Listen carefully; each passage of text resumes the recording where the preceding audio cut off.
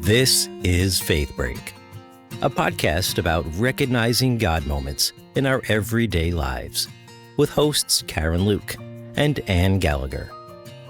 On this week's episode, Karen and Ann welcome special guest Lindsay Rickey and explore how we can experience a welcoming parish community, what the difference is between being welcomed and feeling like you belong, and how we can be better at welcoming others in the future. Hi, everyone. Welcome to Faith Break, where we're finding God moments in our everyday. I'm Karen Luke. I'm Ann Gallagher. And we have a very special guest with us. Hello, Lindsay. Hi, Karen. Hi, Ann. I'm Lindsay Rickey. Lindsay is one of our favorite parishioners. Lindsay is the mom of teenagers who have gone through our youth ministry programs. You volunteered as a confirmation small group leader over the years and are currently a member of our parish pastoral council. Yes. Jill of all trades. So we invited Lindsay to come on this week, because we are talking about the season of welcoming. And Lindsay is actually, I don't want to call you a transplant, but you're someone who found our parishes to be a place of welcome, and I think are passionate about making sure that other people also feel welcomed in our parishes. Yes, so, you have been a very good cheerleader, too, because there's a little crowd that follows with you. Oh, yeah. So we begin our episodes with our God moments, and we were hoping that you would like to share in that with us. And is there anything that you want to? Yes, I do. First of all, I love listening to your podcast and watching them as well, too. So I have to remember that this is a video, so now I get to see where it's set up. Share it with all your friends. Yes, share it with all my friends. A lot of times I listen to you when I'm in the car on the podcast, which has been great. So I appreciate it. So I've heard you talk about your God moments. So yes, I will think of a God moment. Recently, my family and I, we went away on vacation for New Year's right after Christmas. After Christmas. The kids are getting older. We wanted to do something a little bit different with Christmas. So we were home and we told them we would travel, but we told them on Christmas morning where we were going. Oh, so how it was fun. So we went to Punta Cana, which was the first time we'd ever been there. And we were together for a week. And so there were a lot of God moments in that week. But one in particular I'm thinking of is, again, sunshine, the beach, the steadiness of the waves. Wow. And just those moments that just remembering that no matter what, that ocean right now is coming and going. And I feel like that a lot with God, no matter what's going on, that God is that constant, that steady, that will be there today, tomorrow, 900 years from now. So it was kind of a moment. But I had several of them throughout the week, and just being with family was nice as well. That's great. Awesome. Yeah. Now, Michael's still in college? He's a sophomore. Yes, he's a summer. So he was with us, too. So he was with you he's for back the at school now. So yeah, so all four of us together. So I love it was very nice. Good. That's excellent. That's excellent. And what about you this time around? So this time around for my God moment, I'm going to give a shout out to our peer leaders because this past weekend I had like back-to-back meetings. We met with our the teens who are going to be small group leaders and talk givers on our upcoming search retreat at the end of February. I'm so excited. So we have Elizabeth is one of them, yeah. and we have several new people who have not done a search talk before who are coming and giving a witness talk, and a little nervous about it, but they're going to do great. And then, so just to see their willingness to serve. And then we went right from that meeting into our confirmation meeting, and we have about 20 teens who are there to help 20 older teens who are there to help the younger teens go through their confirmation process. And that's just been such a joy this year, is watching these older teens look out for the 8th and 9th graders and form relationships and just be role models in the faith. And I'm thrilled at how they give to our parish. So this is my general shout out to all of our peer leaders. Thanks for being my God moment this week. Awesome. All right, so let's get into the season of welcoming. And you have been a huge advocate of our parishes and how welcoming we are. But I want to ask you a question. What what's the difference between just being welcomed and feeling like you belong? That's a really good question. Or do you want to, even before you get into that, do you want to say a little bit about how you found? Oh, okay. Like maybe you should just talk about how you got here. Yes. And I kind of, some of it's a little bit of a blur, so if I have the dates wrong. It's been a couple years. It's been a few years now, yeah. So both of my kids, I was born and raised Catholic, as was my husband, and we kind of just assumed that's what we would do with our families, and we did.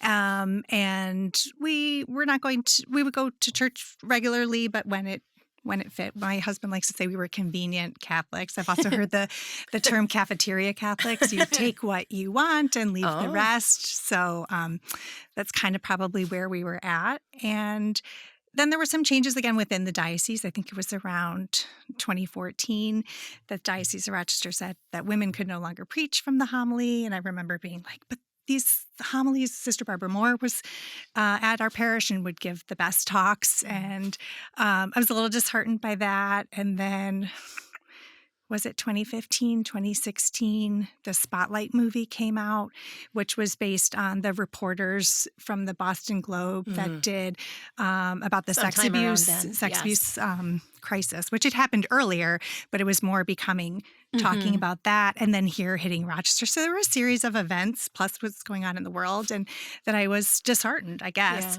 and felt, I don't know if I want to do this. And my son was getting ready to be confirmed or to start the process. And I was like, am I just doing this because everyone in my family before has done this? And there's I don't know if it's a metaphor or a story, but someone's watching their grandmother make a ham and they cut off half of it and they put it in and then they do it. And then over the years, several generations, and then someone's like, why are you cutting off the edge of the ham before you put it in the pan? Well, that's the way everyone's always done it. And then later you realize, well, they did it because the pans and the ovens were much smaller. We don't have to do that We have anymore. a bigger pan now. We have other options. I've never heard that. Yeah. That's great. Yeah. So I kind of felt like, am I just doing this because that's what's done? And what do my husband and I want for a family? What do we want for the kids? And so I was kind of like 1.5 feet out the door, and I started to explore. And I had been to Transfiguration a few times. I loved their music. I just loved it. And I remember calling Ann. I always say, I was in the Trader Joe's parking lot. Oh, really? I don't think I knew that. I was in the Trader Joe's parking lot, and I called and I said, "Could you tell me about your youth ministry? What's your approach? How?" And you answered the questions honestly, transparently, and beautifully. And I just remember feeling like, well, maybe I could do this, and let's see, and I was very upfront with you as well, saying, I don't know about all this. And you listened, and I felt you listened without judgment, and I appreciated that.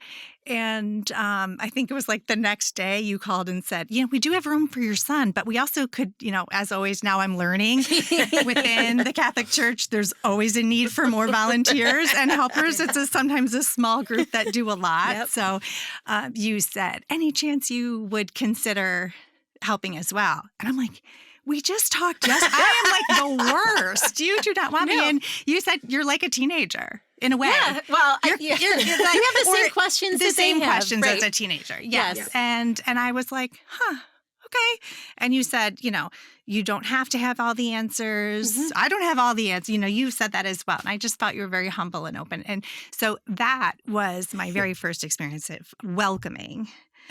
And then over, 100%. And you continue to be that way, Anne. And then later I met you, Karen, and you're the same. So, well, the funny thing about that is that you were, I think, say this too now because we've known each other for a couple of years, but you were the parent who called after the first confirmation meeting. Although I'm still doing that. And I had all the small groups set, and I had like 3 or 4 other calls from parents calling after the program had already started. Can I still get my kid in? And I'm like, my small groups are full.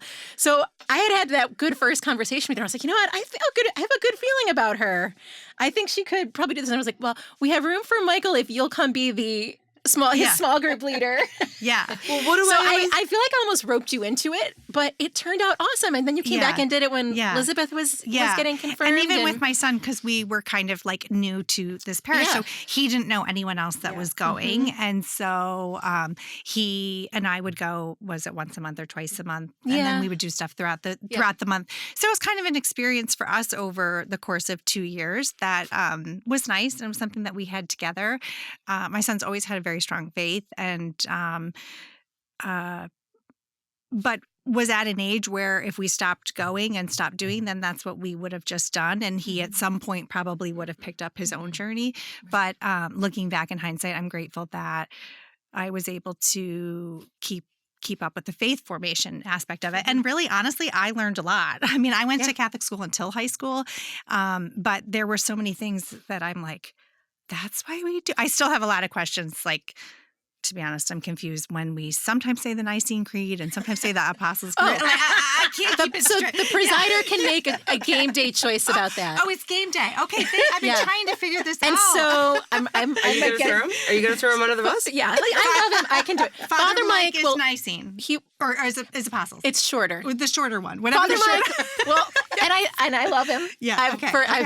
So he always does the short one, and Rob, we typically do the longer one. But sometimes we do different liturgical seasons. Yeah. But it's the presider's decision, and both are fine. That's helpful. And you can ask Anne anything. You can ask her anything, and it's just that's the environment you give to the teens. That's the environment. It's wonderful. So I appreciate it. So It's actually part of why we have a peer leadership team. I was talking about them earlier because the teens who will come back and serve as leaders, they get all of the catechesis a second time or sometimes even a third time if they're leaders for more than 2 years. So, So I did the program twice with my son, and then I think took a year off. And then when my daughter was starting, did another 2 years with her.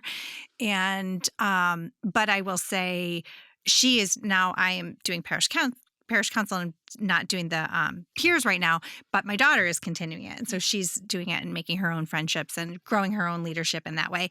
But it is through those peer relationships that have then formed her, I think, because I had talked about, you should go to NCYC or this. I'm not doing that. And then she came home from a youth group. They were talking about, and Sarah or someone else was mentioning it. She had such a great time. Yeah, she loved it. Yeah. She loved it. So again, the parent can kind of get them there, but the environment that you've created within the youth program, I think is it's special. And not every parish has it, and we're grateful. We're fortunate to have it. So I kind of want to nurture it. So, yeah. Oh, and now I am helping out because Elizabeth is working with the kindergartners. And so now I'm kind of in not as much the teens, but into Karen's program, which is equally as precious and huge. You have a lot of kids and a lot of families. And you forget with the, older teens and stuff, how stinking cute 5-year-olds are. Oh my gosh. And trying to learn the sign of the cross, which way you do it. It's funny when you said that, it just brought me Father Mike. He came up to me after our first reconciliation and he goes, those kids. And I was like, you can't tell me anything. He's like, no, I wasn't going to say that. He goes, are they all left-handed? Yes, I was just going to say. And then you throw in the lefty. They were doing it and wrong. I said, what? He goes, they all side with their left hand. I was like, I know why. They're mirroring because we're on you. Zoom. You have your meetings on Zoom. We have our meetings on Zoom.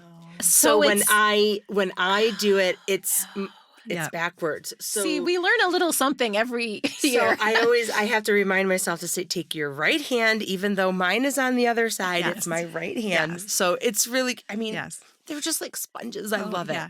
But then I would say to the parents, don't put it all on Karen and Ann.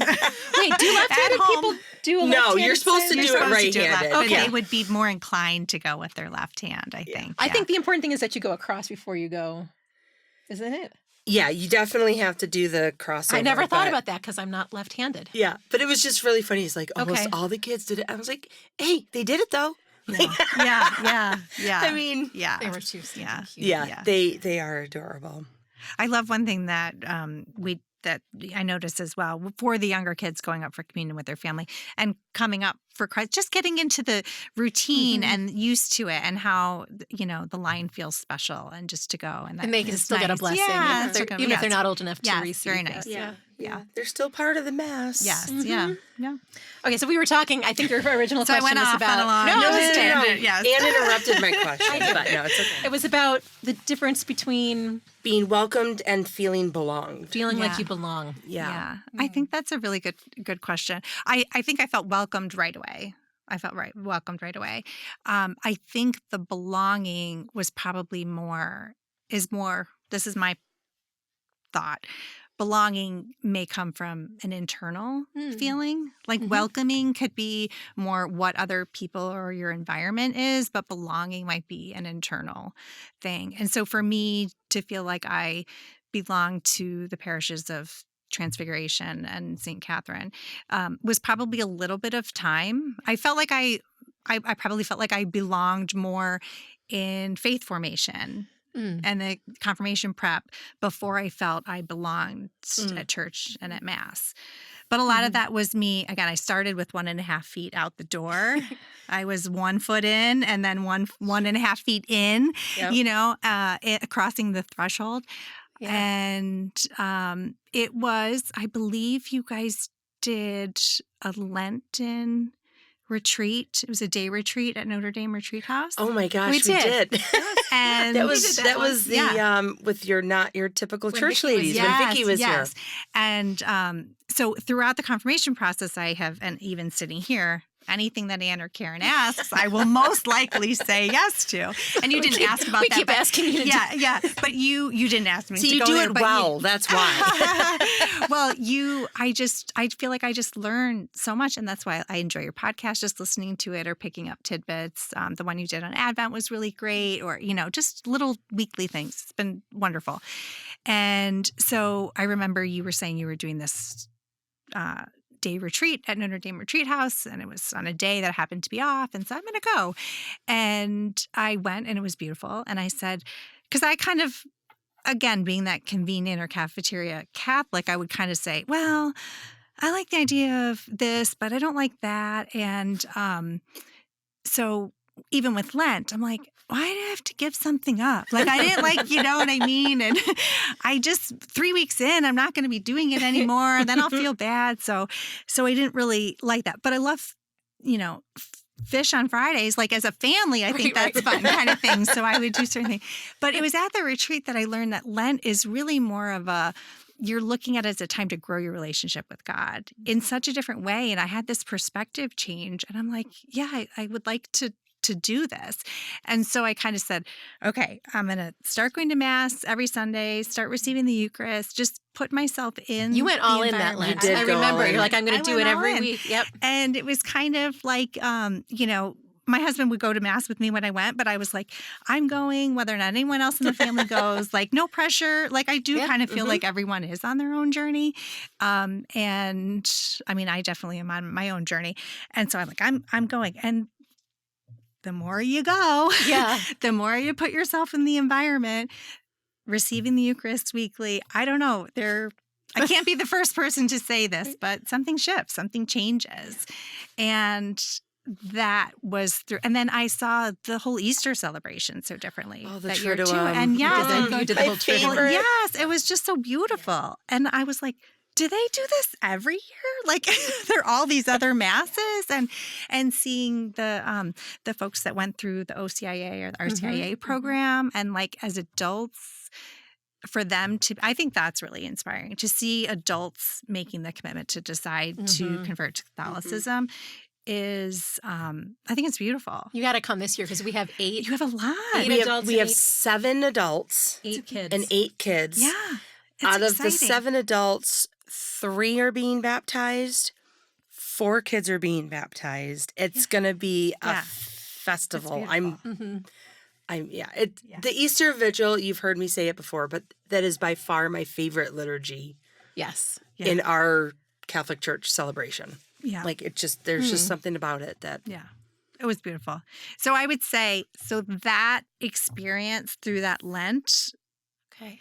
is where I felt more of the belonging. I felt more of the shift. But I also put myself out there like, Right. I'm going to Mass every day, and I could say hello to the person sitting next to me. I could introduce myself. So I think, it's a two-way street, as it is in any relationship. If you want to feel like you belong in a new neighborhood or your school or your team or wherever, there does have to be a little bit.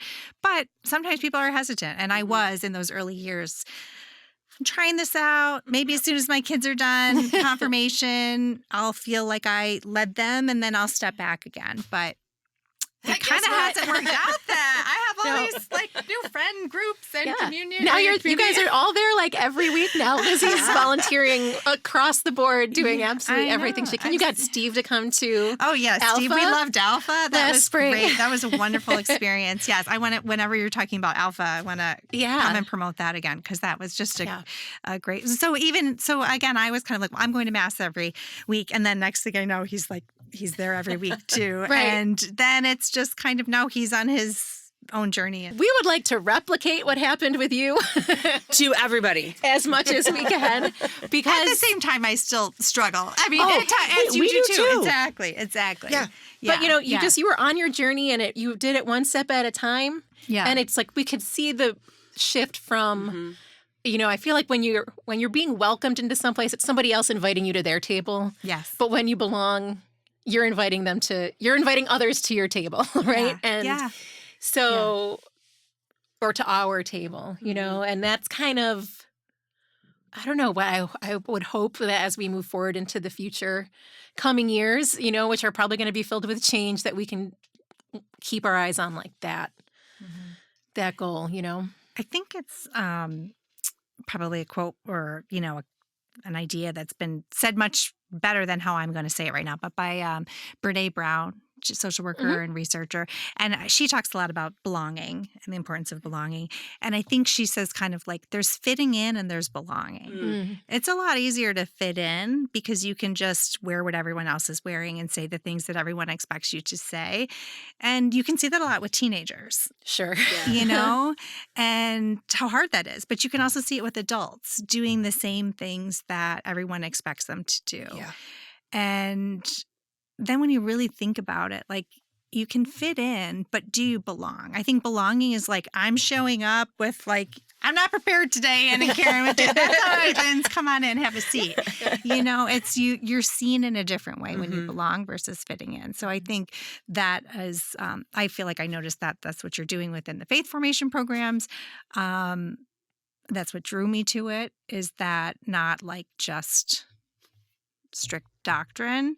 This is the way you must behave in order to be Catholic, as well as this is who is loved here. And it's a wide spectrum of folks and people and journeys and stuff. So I appreciate that. That's been a big, kind of a buzz phrase in faith formation the last 5 or so, maybe more than years, is that the idea that belonging can lead to behaving, can lead to believing, where our paradigm for a long time was believe first, and then, and for a lot of, people have their own, people come in at that different ways, but for a lot of people, you need to feel like you belong first before any of the other stuff can really happen. Well, from what I'm hearing from the parents of our first communion kids and things like that, I don't feel equipped enough to teach my kids. And I think that that's where the belonging feels, that if you have that sense of belonging, you'll know that it's okay to question and it's okay not to have all the answers. And the flip side of the family is after they go through prep, even confirmation, they're like, just same as you, Lindsay. I didn't know that. Oh, that's really cool. And there is this shift. Yeah. And it's not a hoop to jump through, but it's something tangible to oh, okay. And I think that that's where the sense of belonging, if they feel comfortable enough to ask the questions. Yeah. But you also are someone who's, you made a decision to show up for that Lent, right? To be present.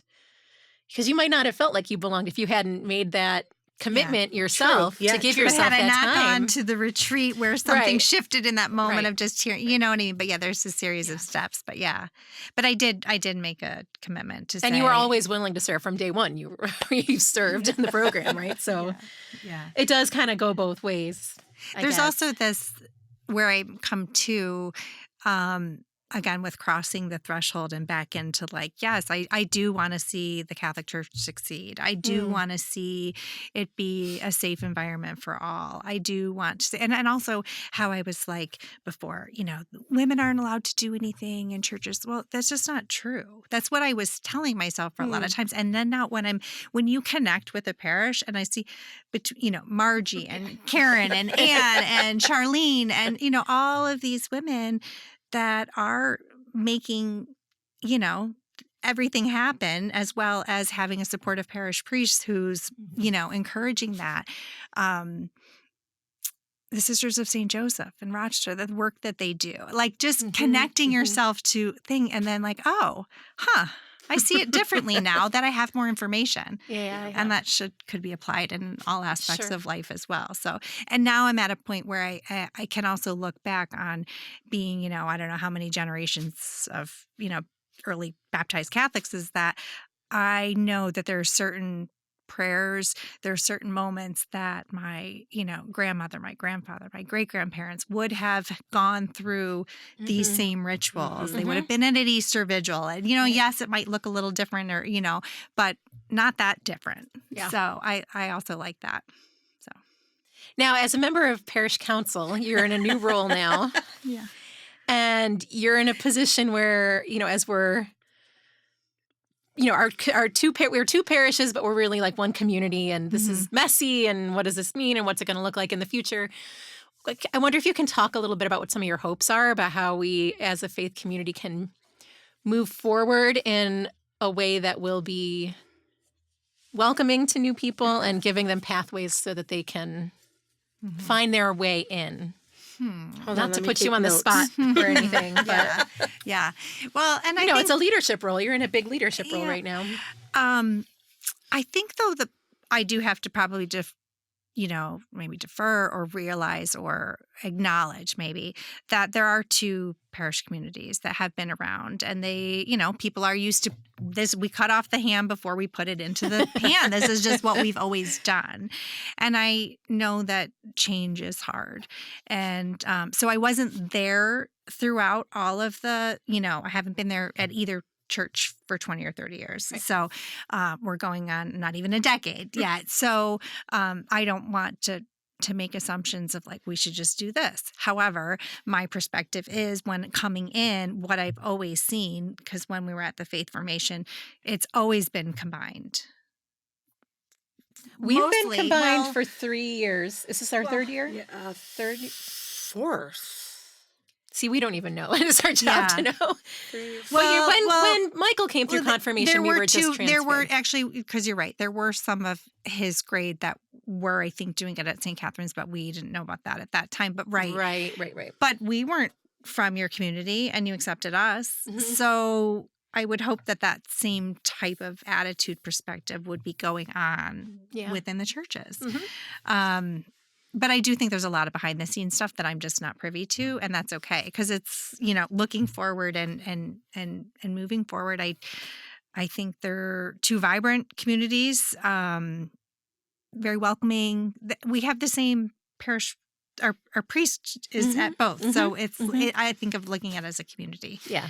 So I don't have a ton of answers That's on fine. that, but That's fine. I feel hopeful. Come on, I feel we hopeful. don't either. That's why we asked you to come on. Yeah. I feel hopeful, And I that's guess actually a gift you can give the parish council, is that you are relatively newer and have been kind of in both parishes for, so you don't have a lot of the, like, we've always done it this way stuff. Yeah. You can name the values of our faith community. Yes. Because that's why you showed up here. But Yeah. So Correct. that's good. While I started at Transfiguration for the confirmation programs for both of my children, and I loved it, we ended up then when Mass times switched, and then because again I was going to Mass, and then the family started going more regularly. With teenagers, we like the 10:45 a.m., the later Mass. And also, I love that you have Holly as a sign language interpreter on Sundays, and it's an accessible church service on Sundays at St. Catherine's, so I love that. So that was another reason why I switched too. But there's other times where Steve and I will go to an 8:45. Like we feel we can go to both parishes, both at any time, and I really hope that anyone else would feel that as well. And I would say if you don't feel that, talk to someone at parish council. Yeah. You can talk to me about that and share that, because that would be a valid thing to know.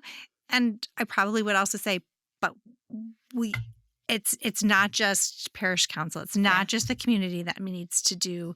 It is a welcoming environment, but sometimes you do have to kind of put yourself out there as well. Yeah. So I like that you said that, because a lot of the time, people are like, well, like you said, a cafeteria thing. Like, well, what can you offer me? But there needs to be, I tell the families, I can't come to your house and pick up your kids, or wake you up or do that. So the ownership of your faith and wanting that, you do have to step into that role and take that chance. So glad that you recognize that, and look at where you are now. Should we do some scripture passages? Yeah. I've got a couple here. This is Romans 12, 4-5. For as in one body we have many parts, and all the parts do not have the same function, so we, though many, are one body in Christ, and we belong to each other. I like that one. I like that one too.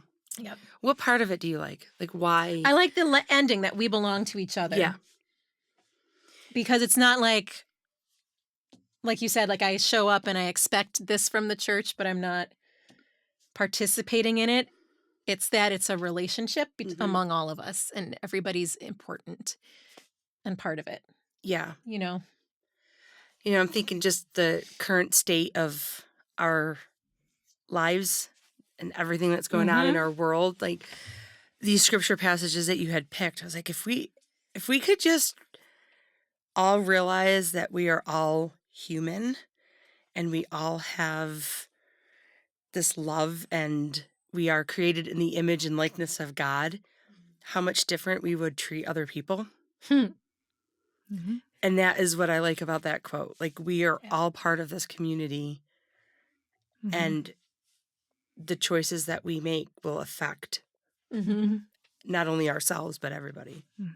Well, and then, so Romans 15:7, the next one I had was, welcome one another as Christ welcomed you for the glory of God. There's this idea that, like, let the stranger be received as Christ, and that when someone shows up, we welcome them because that's, you said, that person is in the image and likeness of God, and that's, we don't know what brought them to our doorstep that day. When the first time I talked to you, we didn't, I knew what you shared with me, but I didn't know your whole story. And yeah. So that's a big responsibility. And I'm looking over, but Here, you pick Matthew is my favorite. We've talked about this at confirmation, and the kids are really understanding this. And I think that we have to remind ourselves that our teens are so social justice oriented. And this comes from Matthew 25. For I was hungry and you gave me food. I was thirsty and you gave me drink. I was a stranger and you welcomed me. I was naked and you clothed me. I was sick and you visited me. I was in prison and you came to me. And it's just like, yeah, Jesus did that for us. We should do it for other people. That's one of my favorites. Yeah.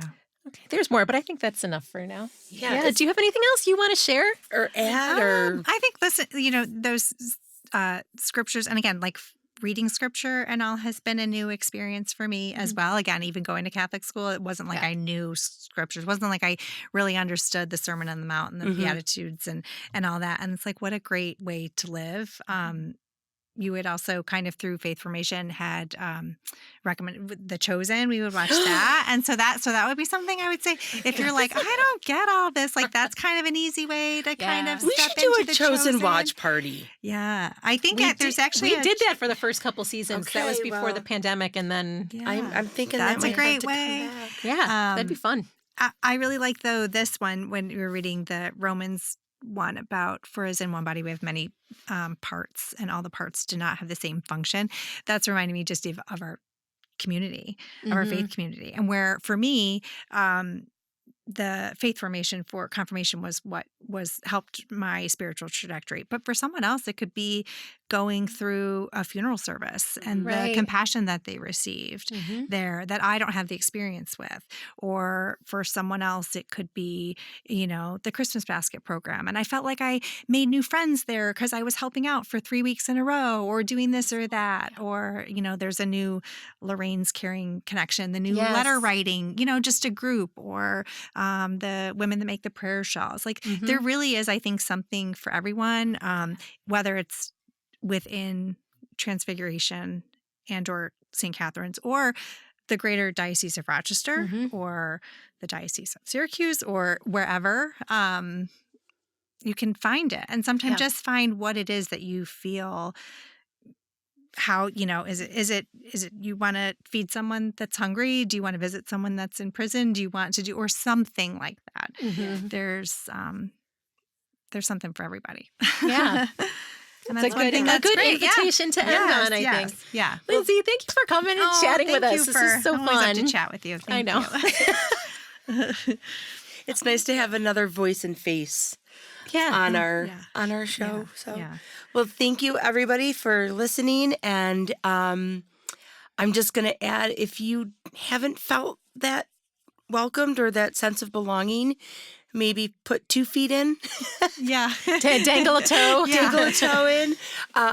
Feel free to ask, Ann and I, if there's anything that you could do. We can help you search your gifts, and I'm sure we'll find some place for you. But we want to thank everybody. I would say, too, like, even sometimes it's 2 feet in, and sometimes it's 2 feet forward, 1 step back. Throughout the journey. Or, there will be things that are disappointing because we're human, our leaders are human, therefore. So, but there's also things that are hopeful. So then, you get step, and then you go forward, and then you find the momentum. Good. So it's good. So thank you for all of your wisdom sharing with us. Thanks, Lindsay. Thank you, everybody. And we'll see you next time with our husbands. That'll be a good one. It'll be our Valentine's Day episode. So Jeremy and Brian are coming back on. Very fun. So thank you. Thanks, everyone. Have a great week. Bye.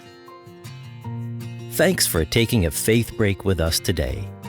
Karen Luke and Ann Gallagher are lay ministers with the parishes of St. Catherine of Siena in Mendon, New York, and Church of the Transfiguration in Pittsford, New York. More about our parishes, including weekly live-streamed Sunday Mass, can be found at pittsfordmendoncatholic.org. Thanks to our special guest today, Lindsay Rickey. Faith Break is engineered by Jeff Beckett. Join us for new episodes of Faith Break each week in studio on YouTube or on your favorite audio podcast or music app.